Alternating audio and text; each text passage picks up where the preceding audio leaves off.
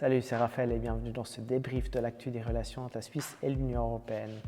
Avec quelques jours de retard, retour sur la semaine qui s'est écoulée, intéressante à plusieurs égards. Tout d'abord, la question de la succession de Viola Amherd. Viola Amherd qui s'est fortement engagée pour un rapprochement et un renforcement de nos relations avec l'Europe.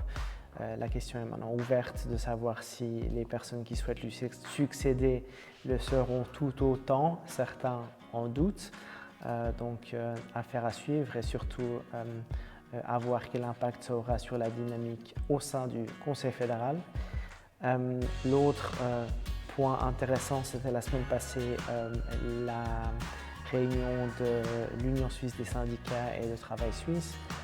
Tous deux ont rappelé que pour eux, il était essentiel d'obtenir un certain nombre d'avancées en matière de protection des travailleuses et travailleurs au niveau national pour contrebalancer, selon eux, le résultat des négociations avec l'Union européenne. On parle là notamment du renforcement des conventions collectives de travail, par exemple. Les discussions sont encore en cours à ce niveau-là, au niveau national et à la fin. Certains disent autour de fin février, ce sera au Conseil fédéral de trancher si les partenaires sociaux ne sont pas à même de trouver des compromis et de donc proposer au Parlement, avec le résultat des négociations avec l'UE, des mesures internes pour garantir la protection des salaires. Donc là, les choses sont en cours et intéressantes. On espère qu'il y aura une solution qui pourra être trouvée satisfaisante pour chacune et chacun.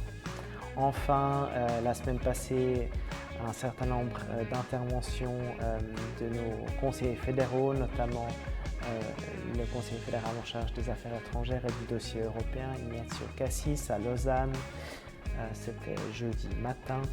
Il a rappelé que le nouveau paquet d'accords était principalement un paquet d'accords économiques, que ça n'allait pas forcément au-delà de ça, tout en l'inscrivant dans un contexte géopolitique où il est clair que pour la Suisse, un renforcement des relations avec l'Union européenne doit aller de soi, vu la situation générale.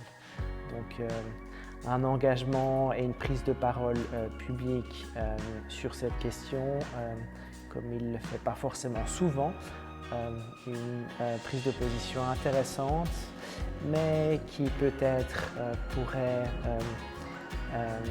à l'avenir être faite avec un petit peu plus d'entrain. Voilà, affaire à suivre, comme dit, et à bientôt.